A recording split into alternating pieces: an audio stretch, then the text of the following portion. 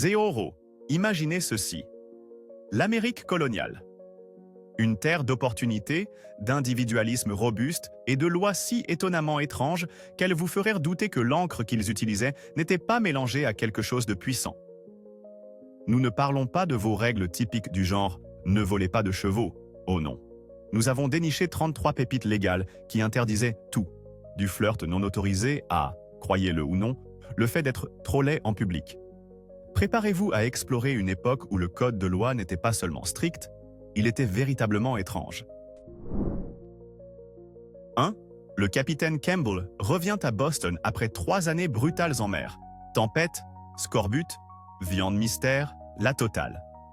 Il pose enfin le pied sur la terre ferme, aperçoit sa femme et lui dépose un seul baiser sur les lèvres.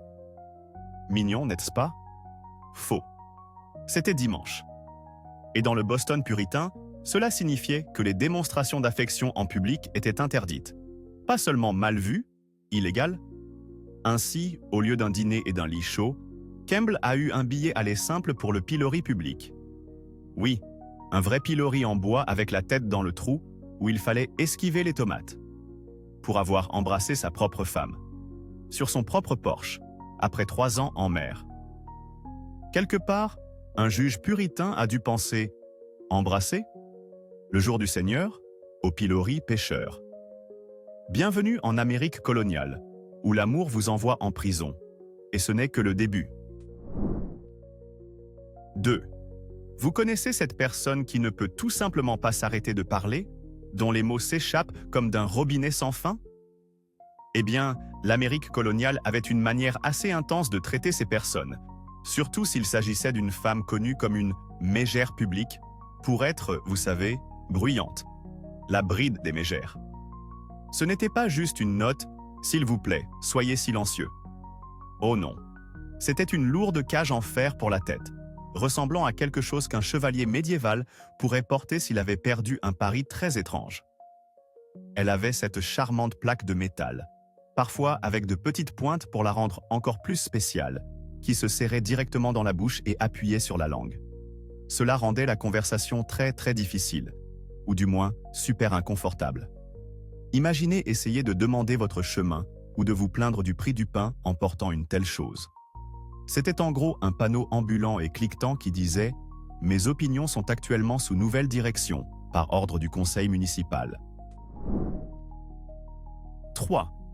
Si la cage en fer pour la tête ne faisait pas l'affaire pour les individus perturbateurs de la ville, et soyons honnêtes, perturbateur signifiait souvent simplement une femme qui répliquait, ils sortirent la prochaine charmante attraction, la chaise à plongeon. Imaginez-la comme un bain public, mais avec beaucoup plus de honte et zéro bulle.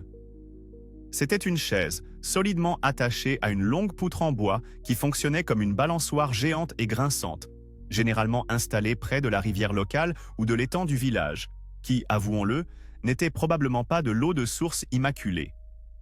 L'offenseur était attaché, puis, tandis que le reste de la ville se rassemblait pour le divertissement de l'après-midi, il était plongé encore, et encore, et encore dans l'eau froide, probablement assez dégoûtante.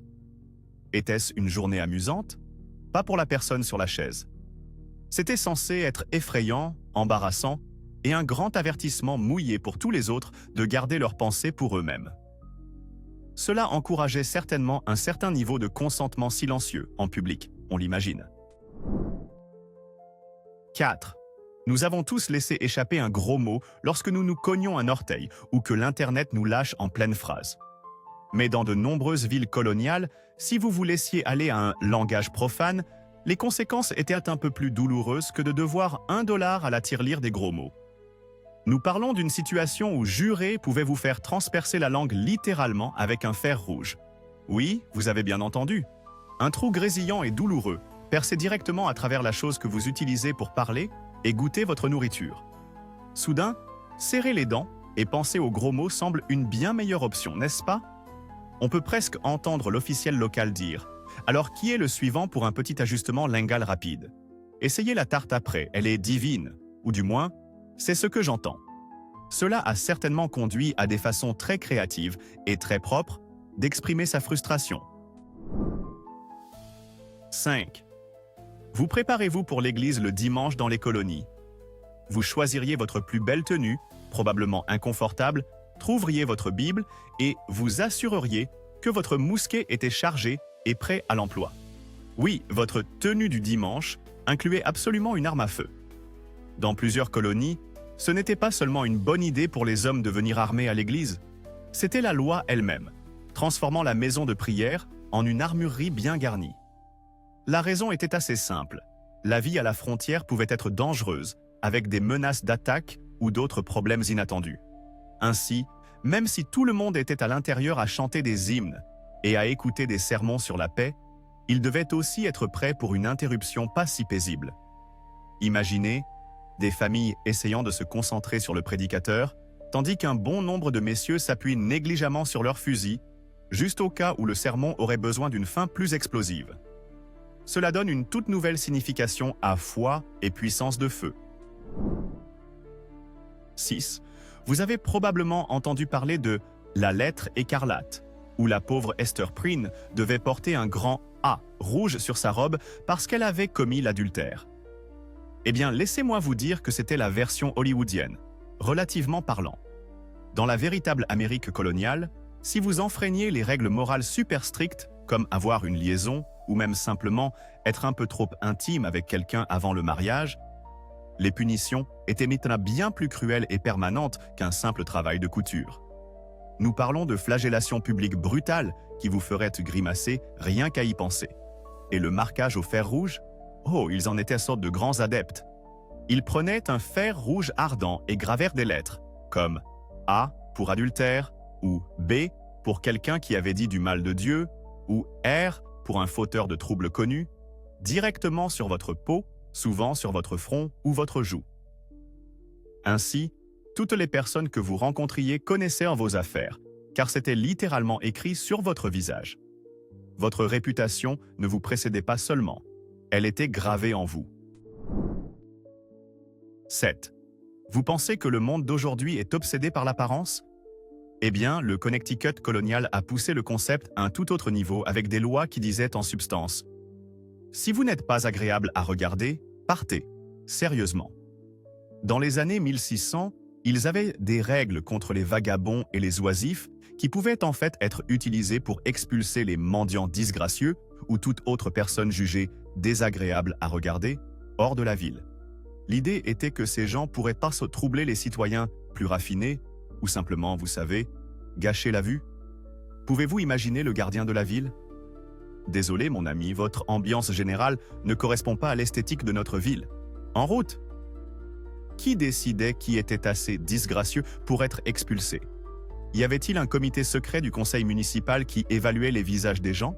C'est tellement fou qu'on en vient presque à admirer l'audace pure de faire de « ne pas être assez joli » une infraction passible de prison, ou du moins de bannissement. On ne peut qu'imaginer le soupir de soulagement collectif de la ville lorsqu'un autre individu, visuellement difficile, était réussimment retiré. 8. Parents. Avez-vous déjà l'impression que la rébellion de votre adolescent va vous anéantir? Eh bien, dans le Massachusetts du XVIIe siècle, cela aurait pu littéralement être leur fin. Si vous aviez affaire à ce qu'ils appelaient un adolescent agaçant, et soyons honnêtes, ils avaient probablement des mots plus forts pour cela, il existait une loi qui stipulait qu'il pouvait être mis à mort. Oui, la mort.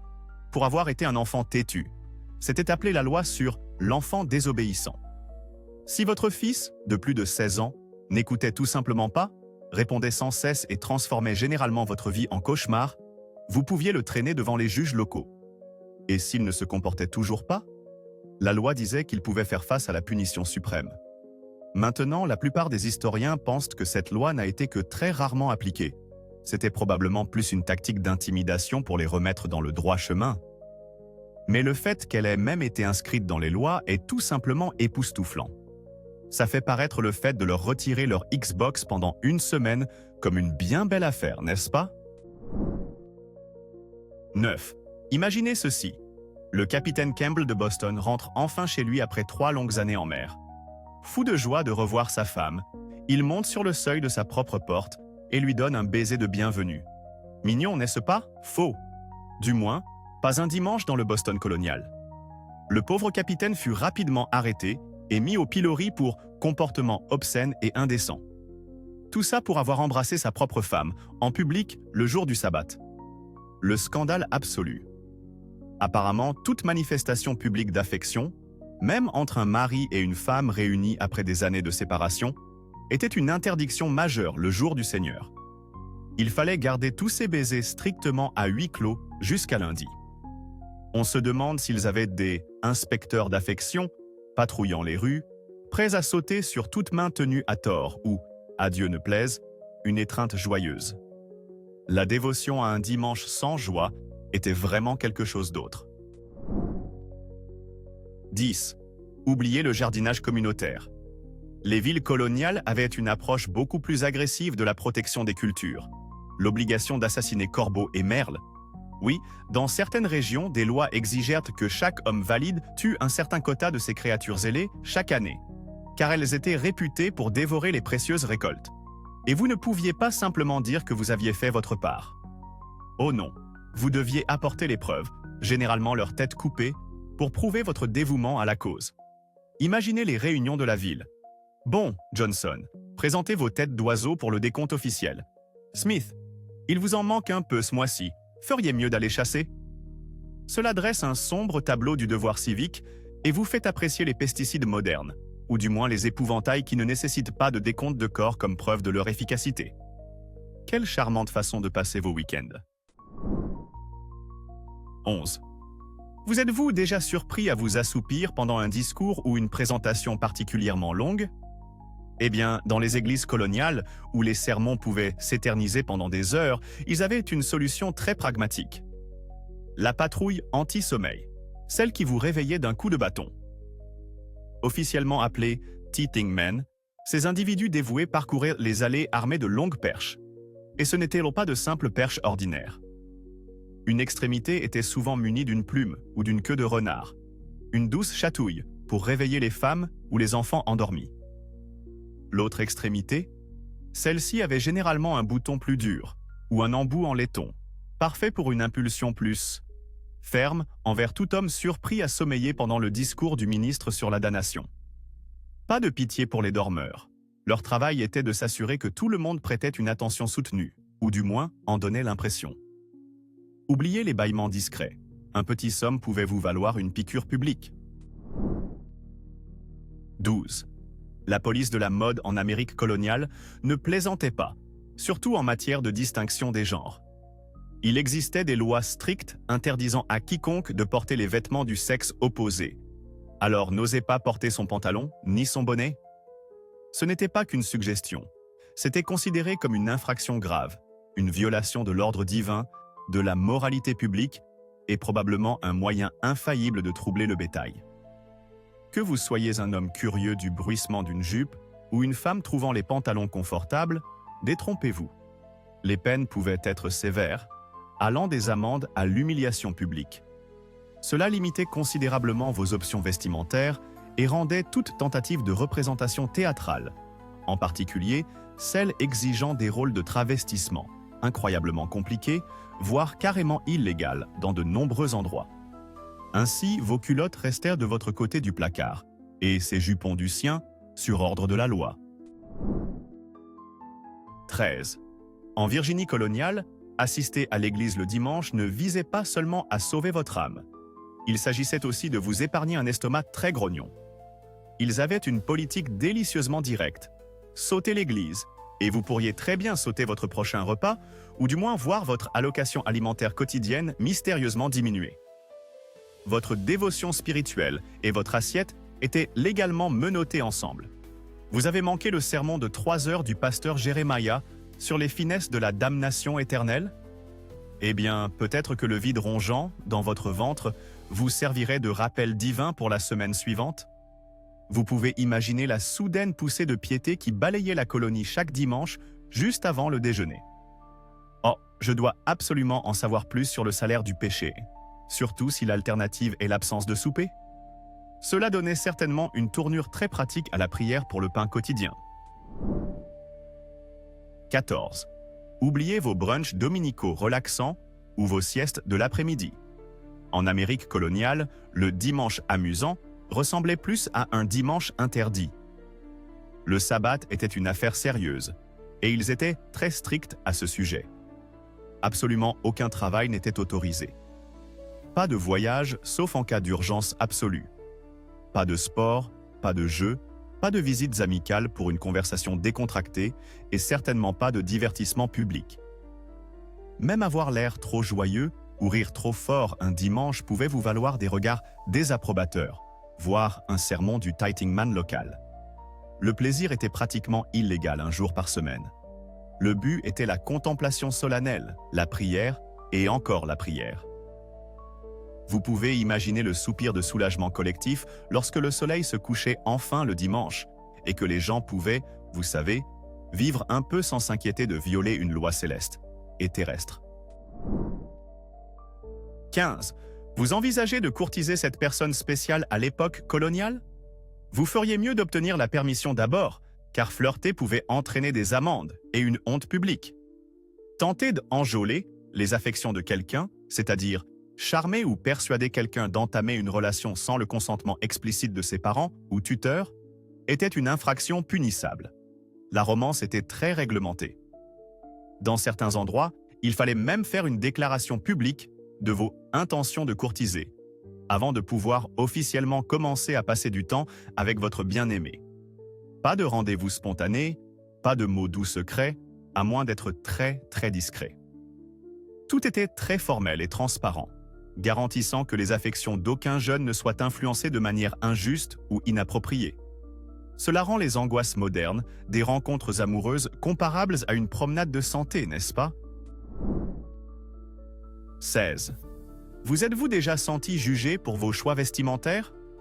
Eh bien, rencontrez la police de la mode coloniale qui prenait très au sérieux les lois somptuaires. Il ne s'agissait pas de savoir si votre chapeau s'accordait avec vos chaussures. Ces lois dictaient quel tissu, couleur et style de vêtements les personnes de différentes classes sociales et de différents revenus pouvaient porter. Pas de soie ou de fine dentelle pour le commun des mortels. Merci bien. C'était réservé à l'élite fortunée. Si vous étiez pris à vous vêtir au-dessus de votre condition, vous pouviez être condamné à une amende ou humilié publiquement. L'idée était de maintenir l'ordre social et d'empêcher les gens de prétendre être plus riches ou plus importants qu'ils ne l'étaient réellement. Ainsi, si vous étiez l'épouse d'un fermier rêvant d'une robe de velours, vous feriez mieux de continuer à rêver ou de risquer une lourde amende des autorités coloniales du style. 17. Pensez-vous que votre coiffure est dans votre affaire personnelle? Pas dans le Massachusetts puritain, mon ami. Ces gens n'offraient pas seulement des conseils de toilettage amicaux, ils ont en fait promulgué des lois sur la longueur des cheveux des hommes. Si votre crinière était jugée trop longue, et croyez-moi, leur définition de « long » était probablement tout ce qui n'était pas une coupe très courte, vous étiez officiellement un contrevenant. Pourquoi cette situation capillaire? Parce que les mèches flottantes étaient considérées comme un signe flagrant de vanité, d'oisiveté et d'un manque choquant de respect pour la piété digne et démodée aux cheveux courts. Oubliez une amende pour la mode. Vous pouviez faire face à de véritables amendes ou à des réprimandes publiques pour avoir osé laisser pousser vos cheveux. C'était une affaire sérieuse. Imaginez recevoir une citation légale pour « cheveux excessifs ». Problèmes coloniaux, n'est-ce pas? N'est-ce? 18. Avant l'Internet et la honte virale, l'Amérique coloniale avait sa propre méthode très efficace de disgrâce publique, le carcan et le pilori. C'étaient les plateformes originales pour exposer les malfaiteurs de votre communauté. Vous êtes un peu trop saoul, vous avez volé un pain, vous avez enfreint l'une des très nombreuses règles du sabbat. Vous pourriez vous retrouver enfermé dans l'un de ces charmants engins en bois, exposés en pleine place du village pour que tous vos voisins puissent vous voir, se moquer de vous et parfois même vous jeter des légumes pourris. C'était un divertissement public et un avertissement sévère réunis. Oubliez une tape sur les doigts. La justice coloniale impliquait souvent un après-midi très inconfortable, très public, et probablement très malodorant en tant que centre d'une attention indésirable. 19. La sainteté du sabbat dans de nombreux avant-postes coloniaux était si incroyablement sacrée qu'elle l'emportait apparemment sur des choses aussi triviales que, disons, ne pas mourir de faim. Il existait de véritables lois vous interdisant de labourer vos champs un dimanche, même si un gel inattendu était sur le point de transformer toute votre réserve de nourriture hivernale en une bouillie glacée. Imaginez, votre gagne-pain, la subsistance de votre famille, tout ce pour quoi vous avez travaillé est sur le point d'être anéanti par mère nature. Mais non, pas touche à cette charrue pêcheur. C'est dimanche. Mieux valait affronter la famine avec une conscience claire et l'estomac vide que d'offenser le Tout-Puissant en osant sauver vos récoltes. Le dévouement à ce principe, face à une ruine totale, suggère que l'au-delà était peut-être considéré comme une source de calories bien plus fiable que leur propre champ gelé. On espère que le ciel avait un garde-manger bien rempli. 20. Vous avez un problème en Amérique coloniale? Le lait a soudainement tourné? Une maladie mystérieuse? Votre porc de race a l'air un peu faiblard? Eh bien, avant d'appeler un vétérinaire ou un médecin, il y avait une explication très courante. Ce devait être de la sorcellerie. Et ce n'était pas seulement une affaire de Salem, même si cette ville accapare toute la presse. La croyance en la sorcellerie et les lois contre elle étaient répandues dans de nombreuses colonies. Si quelque chose de mauvais ou d'inexplicable se produisait, blâmer un voisin mécontent jetant des sorts était une conclusion parfaitement raisonnable pour beaucoup. Les accusations pouvaient la pleuvoir, et les conséquences pour les accusés pouvaient être dévastatrices, allant de l'emprisonnement à, oui, l'exécution. C'était une époque où un regard étrange ou une malédiction marmonnée pouvait être interprété comme la preuve de pouvoir surnaturel malveillant à l'œuvre. 21. Vous pensiez profiter d'un après-midi de loisirs, peut-être contempler les mystères de l'univers, ou simplement regarder les nuages dérivés en Amérique coloniale. Détrompez-vous, bande de paresseux fainéants? Ils avèrent des lois robustes contre l'oisiveté, ce qui signifie que le simple fait d'être inoccupé ou de paraître un peu trop détendu était pratiquement un crime. Si vous n'étiez pas visiblement engagé dans une forme de travail ardu, de préférence en sueur, vous pouviez être condamné à une amende, recevoir une bonne fessée ou même être réduit en servitude. C'était une société qui croyait qu'un esprit oisif était l'atelier du diable et qu'une paire de mains oisives volait probablement des tartes. Rester immobile trop longtemps pouvait attirer les soupçons. Qu'est-ce que c'est, monsieur Smith, profondément pensif? Cela me semble étrangement de l'oisiveté.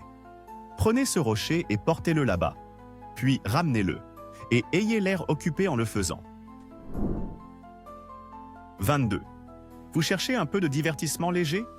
Peut-être une partie de shuffleboard ou de bowling après une dure journée de travail? Eh bien, dans de nombreuses régions coloniales, surtout celles sous forte influence puritaine, ceux-ci étaient plutôt considérés comme les passe-temps du diable. Les jeux dits oisifs étaient perçus comme des distractions du travail, de la prière et d'une vie pieuse. Ils étaient d'un coup frivoles, faisaient tout perdre du temps et pouvaient être menés au jeu et à d'autres vices. Le plaisir, pour le plaisir, était souvent considéré avec une profonde méfiance. Ainsi, votre ligue de bowling coloniale aurait été fermée assez rapidement. La vie était censée être sérieuse, pieuse et pleine de labeur. Pas de boules dans la rigole et de temps libre passé à des amusements pêcheurs. 23. Dans certaines communautés coloniales, être un bon citoyen ne signifiait pas seulement obéir aux lois soi-même. Cela signifiait aussi s'assurer que vos voisins le faisaient, ce qui menait à une situation où vous pouviez devenir un mouchard payé, ou du moins faire face à des amendes pour ne pas signaler les péchés de votre voisin. Oui, certaines lois pénalisaient, en fait, les gens pour ne pas avoir signalé les manquements moraux ou les infractions à la loi d'autrui dont ils avaient été témoins. Cela créait une délicieuse atmosphère de surveillance constante et de méfiance mutuelle, j'en suis sûr. Imaginez essayer de faire un barbecue tranquille dans votre jardin en sachant que votre voisin pourrait prendre des notes sur le volume de vos rires ou si vous travailliez accidentellement 5 minutes un dimanche. C'était un excellent moyen de maintenir tout le monde sur le qui-vive et probablement de ne pas avoir beaucoup confiance les uns dans les autres. 24. Oubliez votre soirée poker hebdomadaire, entre amis si vous viviez en Amérique coloniale, car les cartes à jouer étaient souvent considérées comme des instruments de Satan. Tout comme les dés et toute autre forme de jeu d'argent, les cartes étaient largement interdites dans de nombreuses colonies. Elles étaient vues comme des outils du diable, menant à l'oisiveté, au vice, à la ruine financière et au désordre social général. Les autorités croyaient que rien de bon ne pouvait résulter du mélange d'un jeu de cartes, seulement la tentation et les problèmes. Ainsi, si vous étiez pris avec un paquet du livre d'images du diable, vous pouviez vous attendre à une amende, une humiliation publique, ou pire. Tenez-vous-en au chant d'hymne, c'était beaucoup plus sûr, bien que sans doute moins palpitant. 25. Vous envisagez d'assister à une pièce de théâtre? Appréciez un peu de drame théâtral? Quelle chose absolument pécheresse et obscène! Dans de nombreuses colonies, en particulier celles dominées par les croyances puritaines, les représentations théâtrales étaient purement et simplement interdites. Les acteurs étaient souvent considérés comme des vagabonds, des personnages peu recommandables, et les pièces elles-mêmes étaient censées corrompre les mœurs, promouvoir l'oisiveté et, de manière générale, égarer la populace avec leur contenu frivole et souvent suggestif. Shakespeare aurait eu beaucoup de mal à trouver un engagement au début de Boston ou de Plymouth. La scène n'était pas vue comme un lieu d'art et de divertissement, mais comme un foyer potentiel de péché et une distraction des activités plus pieuses.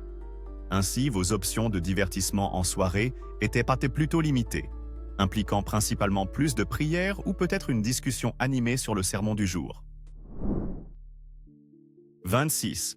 Nous savons tous que mentir sous serment au tribunal est une affaire sérieuse, mais dans certaines colonies, même le mensonge quotidien pouvait vous valoir un coup de fouet, et pas seulement pour des mensonges de tribunal. Répandre des mensonges pernicieux, c'est-à-dire des faussetés malveillantes qui causaient des troubles publics, nuisaient à la réputation de quelqu'un ou sapiaient l'autorité, pouvait entraîner des amendes, le pilori ou une séance douloureuse au poteau de flagellation. L'honnêteté n'était pas seulement la meilleure politique, c'était souvent la politique légalement appliquée, avec des conséquences très réelles et désagréables pour ceux qui étaient pris à tordre la vérité trop loin. On se demande combien de conteurs créatifs furent involontairement qualifiés de criminels simplement pour avoir une imagination vive dans une société qui prisait la vérité crue, sans phare et souvent religieusement approuvée. 27. La liberté de penser en Amérique coloniale avait des termes et conditions plutôt restrictifs, surtout quand il s'agissait du grand patron d'en haut. Si vous osiez remettre publiquement en question l'existence de Dieu ou les principaux dogmes de la foi chrétienne dominante, vous ne faisiez pas que lancer un débat théologique animé. Vous signiez potentiellement votre propre arrêt de mort grâce à des lois strictes sur le blasphème. Nier l'autorité divine des Écritures ou la divinité du Christ n'était pas simplement une opinion controversée. Dans certaines colonies, c'était un aller simple pour la potence. Bien que les exécutions pour pur blasphème ne fussent pas un fait quotidien, les lois étaient bien réelles et conçues pour s'assurer que toutes les réflexions philosophiques restaient en bien dans les voies officiellement approuvées. Il semble que le Tout-Puissant, bien qu'omnipotent, exigeait apparemment des magistrats coloniaux qu'ils défendent vigoureusement sa réputation sous la menace de la force létale, ce qui est une approche intéressante des relations publiques divines. 28. Juste en train de vous promener tard le soir, profitant de l'air frais du soir? Eh bien, dans de nombreuses villes coloniales, cela pouvait faire de vous un criminel noctambule. Être dehors tard le soir, sans une très bonne raison vérifiable, était une infraction punissable. Les autorités supposaient généralement que si vous noctambuliez, vous maniganciez quelque chose, probablement en vous engageant dans une activité illicite comme boire, jouer, rencontrer quelqu'un que vous ne devriez pas, ou comploter un acte néfaste. Les couvre-feux étaient souvent stricts et les patrouilles étaient courantes. Ainsi, votre promenade de minuit pouvait facilement vous envoyer au poste de police local, essayant d'expliquer que vous ne pouviez tout simplement pas dormir. La nuit était faite pour dormir, ou pour ceux qui avaient des affaires officielles, pas pour les rangs oisives. 29. Oubliez de choisir ce que vous plantez dans votre propre jardin en fonction de vos préférences ou de la demande du marché. Dans des endroits comme la Virginie primitive, le gouvernement vous disait que vous devez planter tant de maïs, et vous aimerez ça, ou du moins, vous le ferez. Les lois dictaient exactement la quantité de maïs, et souvent d'autres cultures de base comme le tabac, que chaque personne ou foyer imposable devait cultiver. C'était souvent pour assurer un approvisionnement alimentaire stable pour la colonie ou pour garantir suffisamment de cultures de rente pour l'exportation. C'était une agriculture imposée par le gouvernement, que vous ayez la main verte ou non. Big Brother ne vous surveillait pas seulement. Il était dans votre jardin, vous disant combien de rangées de maïs plantés et jugeant probablement votre technique de désherbage. 30. La rigueur de l'observance du sabbat dans de nombreuses communautés puritaines allait au-delà de la simple interdiction du travail ou des jeux. Cela signifiait aussi pas de rires excessifs le dimanche, s'il vous plaît. On attendait de vous que vous restiez solennel. Bien que n'étant pas toujours une loi formelle inscrite dans les registres, l'intense pression pour maintenir une attitude grave et pieuse le jour du Seigneur était très réelle. Les collecteurs de dîmes et autres dignitaires religieux seraient à l'affût de tout étalage de gaieté inconvenant. Des rires forts et bruyants, ou toute joie publique manifeste le dimanche, pouvaient vous valoir un avertissement sévère, une amende, ou au moins un blâme public pour ne pas avoir respecté la solennité appropriée. Ainsi, si quelque chose de vraiment hilarant se produisait, vous deviez étouffer ce rire et le garder pour le lundi, ou risquer d'être considéré comme insuffisamment dévot. 31. Envie de danser un peu? Eh bien, dans de nombreuses communautés coloniales, cela n'était permis que si ce n'était pas indécent, et surtout pas de contact rapproché avec le sexe opposé. La danse était strictement réglementée, et dans certaines zones plus rigoureuses, purement et simplement interdite. Surtout si elle impliquait des hommes et des femmes dansant ensemble de manière jugée obscène, lascive, ou tout simplement un peu trop amusante. Les mouvements spontanés et joyeux, en particulier entre les sexes, étaient souvent considérés avec une profonde suspicion, car ils pouvaient mener à, des mouvements joyeux plus spontanés d'un genre différent, moins public. Donc, si vous alliez danser, cela devait être très structuré, très chaste, et probablement pas très excitant selon les normes modernes. L'équivalent colonial d'un bal scolaire avec des chaperons à 30 cm de distance. 32. Vous pensiez pouvoir critiquer le sermon du pasteur tranquillement pendant le dîner du dimanche? Détrompez-vous. Si vous insultiez le sermon du pasteur, vous feriez mieux de vous préparer aux ennuis. Bien que critiquer les fonctionnaires du gouvernement fût déjà une affaire risquée, certaines zones coloniales avaient des règles spécifiques et des sanctions sévères pour le manque de respect envers les ministres ou leurs enseignements religieux. Si vous proclamiez haut et fort que le sermon de 2 heures du pasteur John sur les mots de n'importe quoi était aussi ennuyeux qu'une serpillière ou théologiquement bancal, vous pourriez vous retrouver accusé d'atteinte à l'autorité religieuse ou même de blasphème. La liberté de critique religieuse n'était pas à l'ordre du jour. Mieux valait hocher la tête sagement et garder vos opinions pour vous, ou les discuter à voix très basse, loin des oreilles indiscrètes. 33. Envie d'un peu de course de chevaux? Eh bien, dans de nombreuses villes coloniales, les courses de chevaux étaient interdites en ville, à moins, bien sûr, que vous ne soyez un gentleman de haut rang, auquel cas les règles s'assouplissaient peut-être un peu. Pour prévenir le chaos, les accidents et les perturbations générales de l'ordre public, de nombreuses villes et colonies interdisaient les courses de chevaux dans leurs rues principales ou à l'intérieur des limites de la ville. Cependant, à l'image de certaines règles actuelles, l'application pouvait être sélective. Un gentilhomme de qualité, avec un cheval rapide et un peu d'influence pouvait voir les autorités fermer les yeux, tandis qu'un roturier tentant la même chose ferait probablement face à une lourde amende ou à une journée au pilori. Il semble que certaines choses, comme le vieil adage « les règles pour toi, mais pas pour moi », aient un très long précédent historique. 901. Et voilà un tour complet des plus grandes aberrations juridiques de l'Amérique coloniale. Des baisers interdits aux coiffures criminelles. Une chose est limpide. Ces gens auraient pu transformer littéralement n'importe quoi en une infraction passible de peine. Imaginez maintenant ceci. Nous téléportons l'un de ces législateurs puritains dans notre époque actuelle. Qu'arrêterait-il en premier? Les danses TikTok? Le toast à l'avocat? Les gens portant des crocs en public? Laissez vos hypothèses les plus folles dans les commentaires. Plus c'est déjanté, mieux c'est. Je veux le chaos total. Et, si ce voyage à travers l'absurdité historique vous a fait rire, halter ou remettre en question la réalité, défoncez ce bouton « J'aime » jusqu'à la semaine prochaine et abonnez-vous parce que croyez-moi, ce n'est que le début. Le coffre étrange de l'histoire est grand ouvert et j'ai la clé.